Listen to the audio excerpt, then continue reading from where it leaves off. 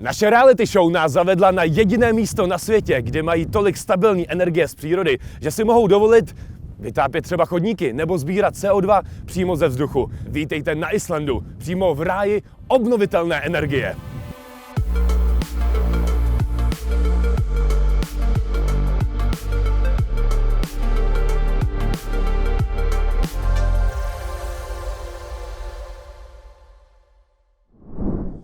Země ohně a ledu leží přímo na středoatlantském hřbetu, který odděluje euroazijskou a severoamerickou tektonickou desku. A právě tomu vděčí za sopečnou aktivitu i geotermální bohatství. Zjednodušeně řečeno, Islanďané mají v hloubce 2 kilometrů tepleji než my v hloubce 5 kilometrů. To se to pak vyrábí, čistá energie. Z geotermálních zdrojů pochází 30% elektřiny a teplo pro 90% domů. Ceny za vytápění na Islandu jsou suverénně nejnižší v Evropě. Island je bezesporu geologicky úžasná oblast. Je to oblast, která je vulkanicky predisponovaná. Geotermální zdroje o výkonu islandských instalací v Čechách nikdy nemůžeme dosáhnout, takové geologické podmínky nemáme. What do you think about geothermal energy? Are you proud about it? Cleanest one. Even the windmill are more pollution than the geothermal. Of course, I'm very proud about geothermal energy. I'm a geographer. Environmental things are my interest. It has always been there, so I'm not proud. It's just good. It's normal. Yeah, okay. Good to have it. I think that this is one of the most sustainable way of the energy sources. Though my main problem is that it depends on the location. So in Iceland, it is amazing that they have that much energy, but it is not transportable, and that way it is like limited. Právě teď se nacházíme u největší geotermální elektrárny na Islandu. Je to také 8. největší na světě. Jmenuje se Helliseiði, což v překladu znamená jeskyní vřesoviště.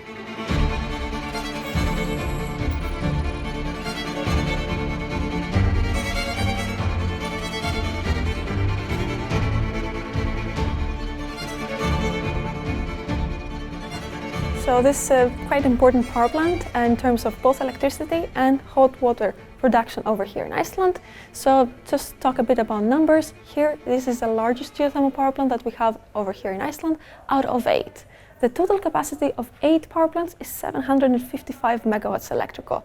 And just this power plant covers around 303 megawatts in terms of electricity. So we literally cover up around 40% of the main electricity production coming up from geothermal. You'll be tiny bit disappointed. So this is actually the second largest, highest, let me say, temperature area here in Iceland. There's several high temperature areas, and most of them, they're very close to central volcanoes. So fun fact, the background view of us, Helgik, it's the correct name, of course, of this volcanic system. This is not just a mountain, it's also a volcanic system that last erupted 2,000 years ago. So, yep, we said this is a volcanic system indeed. We are just totally safe. Of course, Thunk and I erupt. Just behind this hill, though, we have most of our production wells.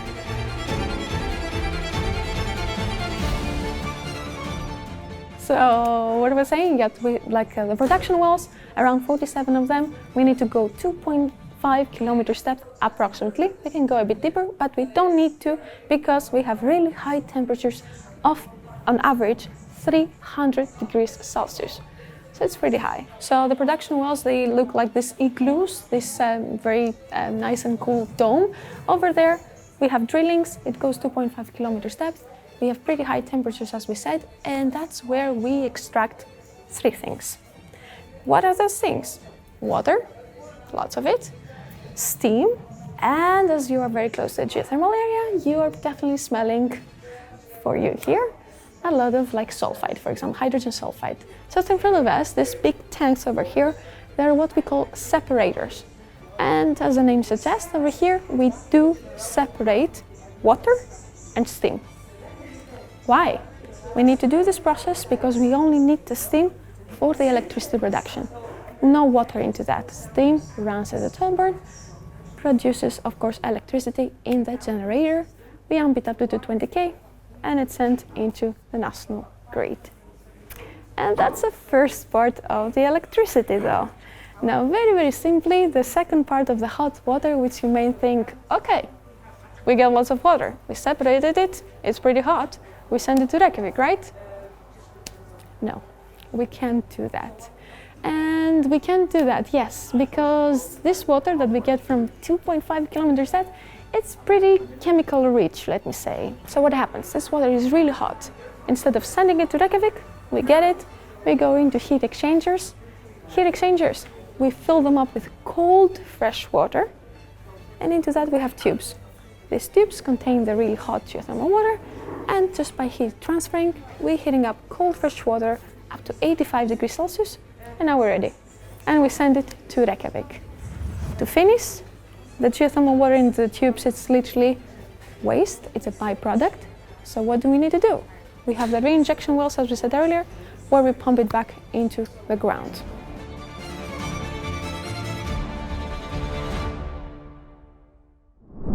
Nejenom, že geotermální elektrárna Hellisheiði nevytváří téměř žádné emise, ona dokonce snižuje i ty, které sama nevytvoří. Dámy a pánové, představuji vám největší zařízení na světě, které zachycuje CO2 přímo ze vzduchu a ukládá ho do země.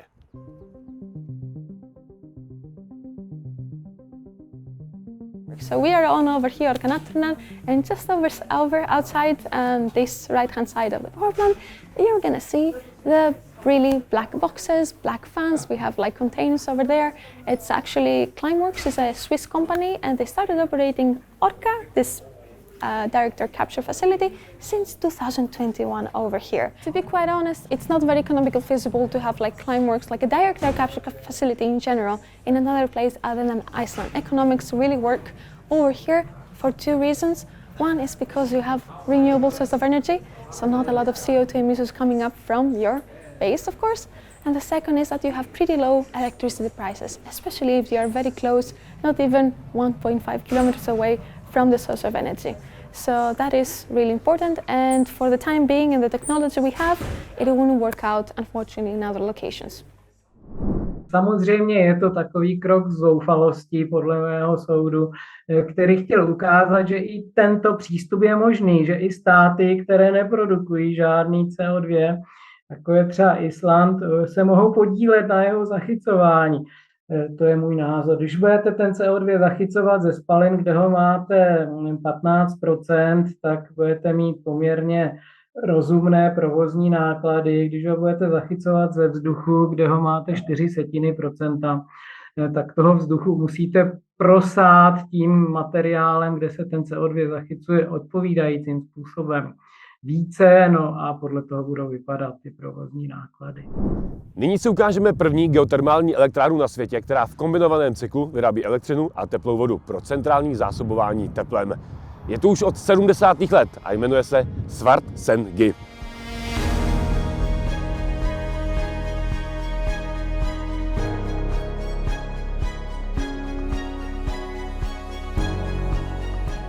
Century, we transitioned from using the fossil fuels to heat up our houses or oil boilers into using geothermal energy.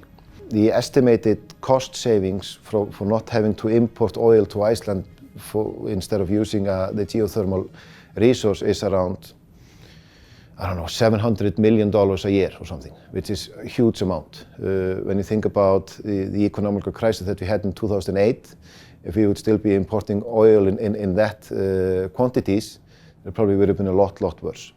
So the geothermal resource in Iceland is very important, and we use it a lot. In every small town in Iceland there's a heated outdoor swimming pool.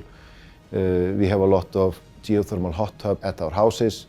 We heat up pavements, we heat up streets, crossroads and things like that. So we use the geothermal resource quite well.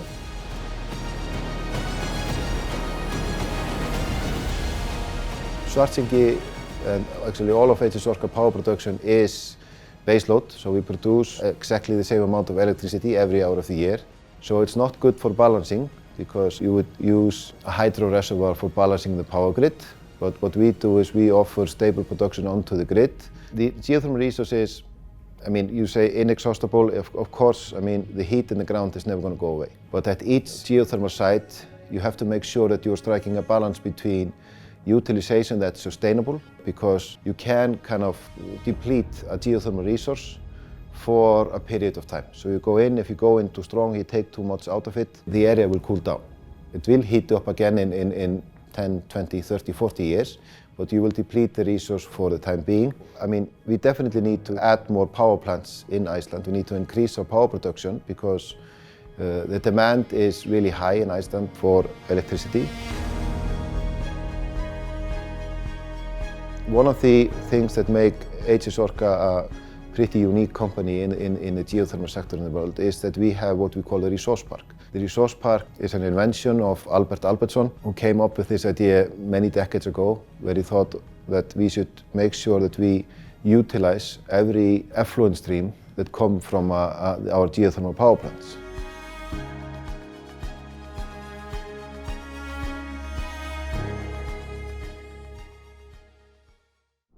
35 years ago, I didn't have a clue about what circularity or circular economy was. I learned it from, I am grown up and brought up by my grandparents. They were born before the year 1900. So everything was used in my home, nothing was thrown away. So circularity is actually the economy of my grandma. And I put that in my thinking here when I started to work here. The best use case, of course, is the Blue Lagoon. The Blue Lagoon fluid is the fluid that we extract from the ground and we produce electricity from and hot water from. And then it goes off to the Blue Lagoon, where it's a hugely popular tourist attraction located right next to our Svartsengi power plant. From a geothermal resource, you always have a little bit of CO2 emission.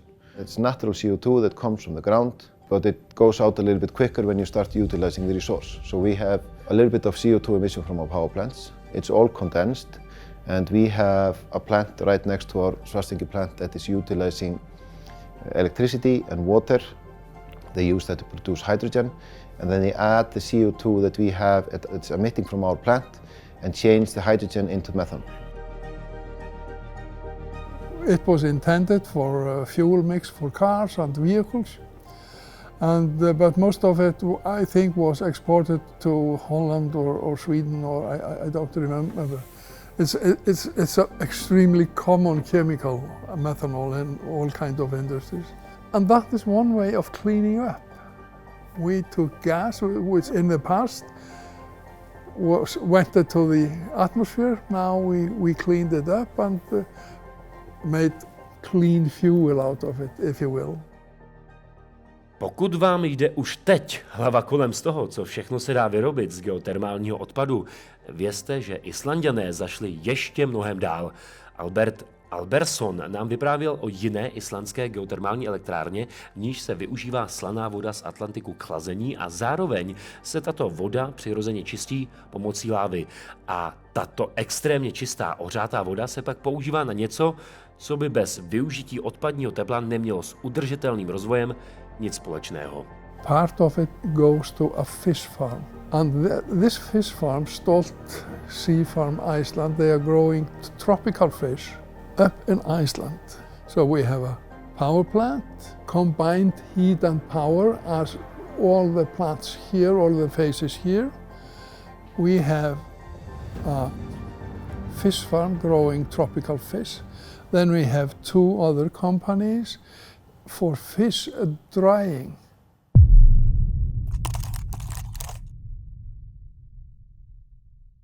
The image of Iceland is that it's clean and pure, but I think that's partly because there is not that many of us. Mm-hmm. So I think we may think that we are cleaner and more resourceful than other nations, but I'm not sure that we are. I think we just take certain things for granted, such as all the energy we have available to us. I look like an idiot with this ice cream talking to you.